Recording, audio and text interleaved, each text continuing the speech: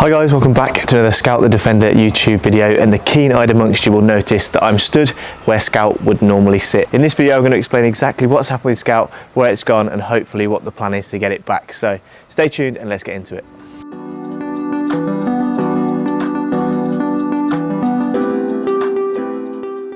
Right guys, so I don't actually have to go too far to explain exactly where Scout has gone. And before people start jumping in the comments, I'd just like to say that Scout is not going anywhere. He's not being sold. The last video I was just talking about perhaps bringing a new Defender to the channel. Scout is not going to go anywhere.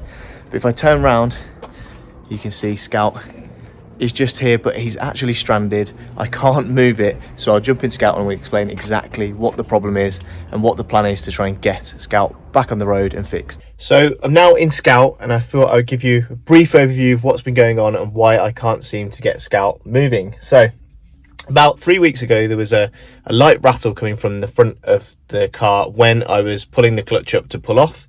It was a real kind of subtle rattling noise that was slowly getting worse over time. But it was really hard to diagnose when it was just me, because obviously I'm pulling the clutch up in the car and it's quite hard to actually work out exactly where the sound was coming from. So when I took Scout to get a service about 3 weeks ago, I said to the garage that, look, there's a slight rattle noise when I'm pulling off the clutch, can you please investigate? So the garage did that, and they think that, well, they couldn't actually diagnose what the problem was. They couldn't really replicate it. And I don't know whether that's because once I'd driven the car to get serviced, it had obviously warmed up and the problem kind of wasn't presenting itself when those guys tested the car, which is obviously really frustrating because I'd asked them to investigate. So fast forward kind of a few weeks time, and the other day I went to pull the Defender off the driveway, managed to reverse off perfectly fine as normal. I'd been shopping in the morning before in Scout, driving around no problem. Went to reverse off the drive, reversed off perfectly, basically to this position where I am now. And then when I went to put it in first, the gear just won't locate, it won't go in, clutch down, I can't move the gear stick around whatsoever. Now when the car engine isn't on and I clutch down, I'm not going to do that right now because it's obviously all locked up, but I clutch down, I can move the gear stick and get it into the gear positions perfectly fine. The problem comes when I clutch down with the engine on. I can't move it out of, well, I can move it back to neutral, but I can't then move it into any gear whatsoever. And if I start the car in first gear with clutch down, it just lurches forward like it's already in gear, even when the clutch is depressed. So I believe there's obviously a problem coming on with the clutch.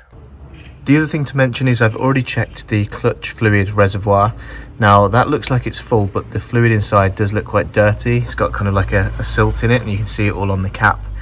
I don't know whether that means anything in particular. I don't know when it would have last been drained or refilled, but I've at least checked that there's fluid in there, so that's kind of not adding to the problem, although it might be really dirty fluid and therefore it needs changing anyway. Now obviously, as with all things, it comes at the worst time possible. The car was already loaded up, ready for a trip away, which unfortunately we had to unload the car. Thankfully we've got a small car that we could throw all the stuff in, which was a bit of a squeeze, but unfortunately it's just come at a really annoying time.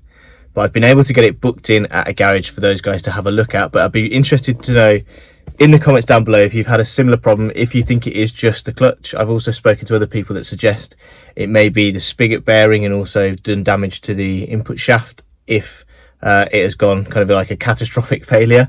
But I'd be keen to know your thoughts down below, what you think it could be. Is it just a clutch, or is it could it be anything else that's playing up with it? Obviously all points lead to the fact that there's the clutch is gone, but I'd be interested to hear your thoughts. Now the car's done just over 100,000 miles, and I'm not sure whether it's had a clutch replacement in the past.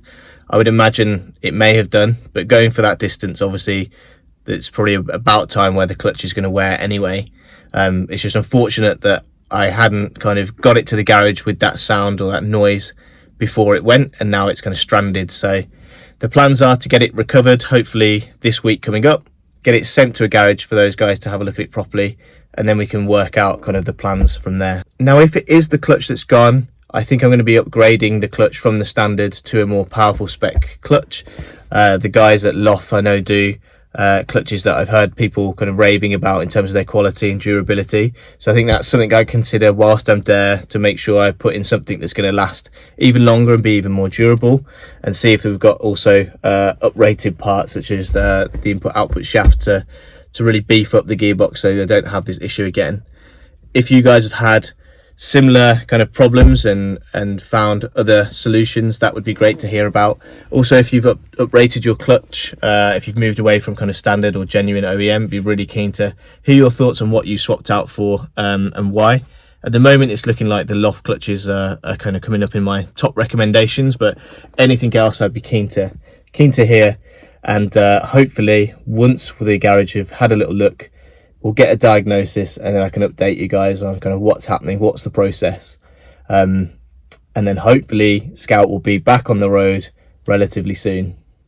I'd also be keen to hear from you guys if there's anything else that I should be doing whilst we're getting that work done. Obviously still not totally sure what has gone wrong, obviously presuming it's the clutch, but whilst we're doing any of that work, if there's anything else that's worthwhile doing that whilst the gearbox has been dropped, again, please let me know. I think it's going to be an expensive job, especially from a labour perspective, so if there's anything that I could be doing to uprate whilst I'm there to avoid having to go through this again, please let me know down below. The other thing I wanted to say was just thank you for everyone that's been tuning in and watching the videos.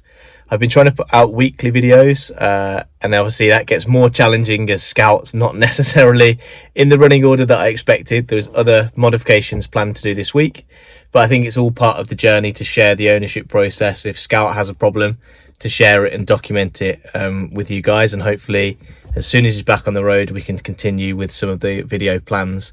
But thanks for all of the feedback and comments on the videos that I've been putting out, especially the wheel and tyre video that I put out. There's lots of great kind of comments and debate in those comments around what wheels and tyres I should go for.